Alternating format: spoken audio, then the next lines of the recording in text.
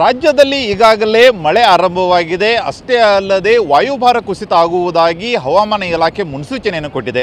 ಆ ಹಿನ್ನೆಲೆಯಲ್ಲಿ ಈಗಾಗಲೇ ಉತ್ತರ ಕನ್ನಡ ಜಿಲ್ಲಾಡಳಿತ ಉತ್ತರ ಕನ್ನಡ ಜಿಲ್ಲೆಯ ಕಡಲ ತೀರಗಳಲ್ಲಿ ರೆಡ್ ಅಲರ್ಟ್ ಅನ್ನು ಘೋಷಣೆ ಮಾಡಿದೆ. ರೆಡ್ ಅಲರ್ಟ್ ಅನ್ನು ಘೋಷಣೆ ಮಾಡಿ ಕಡಲ ತೀರದ ಡೇಂಜರ್ ಝೋನ್ಗಳನ್ನಾಗಿ ಕೆಂಪು ಬಾವುಟಗಳನ್ನೆಟ್ಟು ಯಾವುದೇ ಕಾರಣಕ್ಕೂ ಅದನ್ನು ಮೀರಿಬಿಟ್ಟು ಯಾರೂ ಸಹಿತ ಸಮುದ್ರ ದಡದಲ್ಲಿ ಹೋಗಬಾರದು ಅಂತ ಸಹಿತ ಸೂಚನೆ ನೀಡಿದೆ. ಅಷ್ಟೇ ಅಲ್ಲದೆ ಮೀನುಗಾರರಿಗೂ ಸಹಿತ ಯಾವುದೇ ಕಾರಣಕ್ಕೂ ಸಮುದ್ರಕ್ಕೆ ಇಳಿಯಬಾರದು ಅಂತ ಸೂಚನೆ ನೀಡಿದೆ. ಮೀನುಗಾರರು ಈಗಾಗಲೇ ಜಿಲ್ಲಾಡಳಿತದ ಆದೇಶವನ್ನು ಪಾಲನೆ ಮಾಡಿಬಿಟ್ಟು ತಮ್ಮ ಬೋಟ್ಗಳನ್ನು ಕಡಲ ತೀರಕ್ಕೆ ನಿಲ್ಲಿಸಿದ್ದಾರೆ.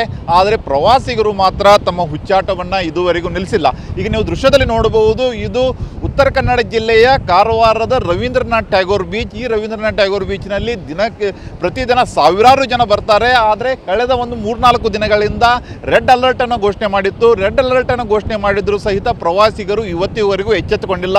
ನೀವು ದೃಶ್ಯದಲ್ಲಿ ನೋಡಬಹುದು, ಅಲೆಗಳ ಅಬ್ಬರ ದಿನದಿಂದ ದಿನಕ್ಕೆ ಹೆಚ್ಚಿಗೆ ಆಗ್ತಾ ಇದೆ. ಯಾಕಂದರೆ ಇವತ್ತೇನು ಅಲೆಗಳ ಅಬ್ಬರ ಇದೆ, ಇದು ಕಳೆದ 3-4 ದಿನಗಳಿಗಿಂತ ಹೆಚ್ಚಿಗೆ ಇದೆ. ಆದರೂ ಸಹಿತ ಪ್ರವಾಸಿಗರು ಮಾತ್ರ ತಮ್ಮ ಹುಚ್ಚಾಟವನ್ನು ಬಿಟ್ಟಿಲ್ಲ. ಕಡಲ ತೀರದಲ್ಲಿ ಈಗಾಗಲೇ ಅವರು ಮೋಜು ಮಸ್ತಿಯನ್ನು ಮಾಡ್ತಾ ಇದ್ದಾರೆ. ಆದರೆ ಈ ರೀತಿಯಾದಂತಹ ಹುಚ್ಚಾಟ ಈ ಹಿಂದೆ ಬಹಳಷ್ಟು ಪ್ರಾಣವನ್ನು ಕಳೆದುಕೊಳ್ಳುವುದಕ್ಕೆ ಸಾಕ್ಷಿಯಾಗಿದೆ. ಆ ಹಿನ್ನೆಲೆಯಲ್ಲಿ ಜಿಲ್ಲಾಡಳಿತ ಈಗಾಗಲೇ ರೆಡ್ ಅಲರ್ಟನ್ನು ಘೋಷಣೆ ಮಾಡಿದರೂ ಸಹಿತ ಪ್ರವಾಸಿಗರು ಇದರ ಬಗ್ಗೆ ಎಚ್ಚೆತ್ತುಕೊಂಡಿಲ್ಲ.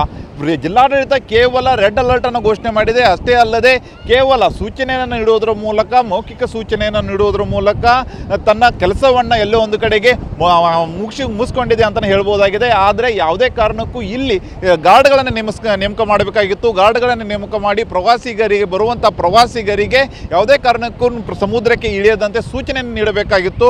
ಆದರೆ ಇಲ್ಲಿ ಯಾವುದೇ ರೀತಿಯಾದ ಗಾರ್ಡ್ಗಳನ್ನು ನೇಮಕ ಮಾಡಿಲ್ಲ. ಕೇವಲ ನೆಪಥ್ಯಕ್ಕೆ ಒಂದು ಕೆಂಪು ಬಾವುಟ ನಡೋದ್ರ ಮೂಲಕ ರೆಡ್ ಅಲರ್ಟ್ ಅಂತ ಒಂದು ಸೂಚನೆಯನ್ನು ಕೊಟ್ಟಿದ್ದಾರೆ. ಆದರೆ ಈ ರೆಡ್ ಅಲರ್ಟ್ ಸೂಚನೆಯನ್ನು ಯಾವುದೇ ಕಾರಣಕ್ಕೂ ಪ್ರವಾಸಿಗರು ಲೆಕ್ಕ ಮಾಡ್ತಾ ಇಲ್ಲ.